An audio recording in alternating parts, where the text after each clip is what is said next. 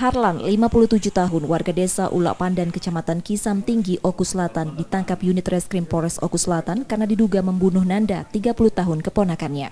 Tersangka yang diketahui sebagai petani ini membunuh korban dengan senjata tajam di pondok kebunnya. Korban tewas di lokasi kejadian karena luka serius akibat senjata tajam di tubuhnya. Dari keterangan tersangka pada polisi, peristiwa disebabkan persoalan selisih paham pembagian hasil pemeliharaan ayam yang dipelihara korban.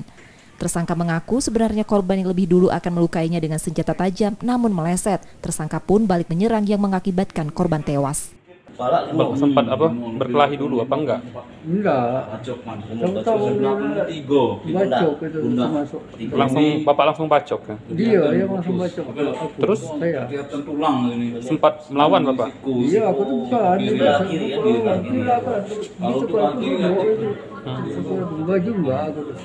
Selain tersangka, polisi menyita pakaian korban dan senjata tajam yang digunakan tersangka melukai korban.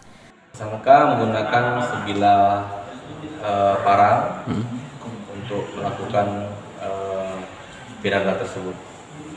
Untuk tindak pidana ini kami kenakan di pasal 338 KUHP subsidiar 351/3 dengan ancaman hukuman 12 tahun penjara. Tersangka kini ditahan di tahanan Polres Oku Selatan untuk proses hukumnya dan terancam hukuman 15 tahun penjara. Setia Budi, Kompas TV, Ogan Kombring Ulu Selatan, Sumatera Selatan.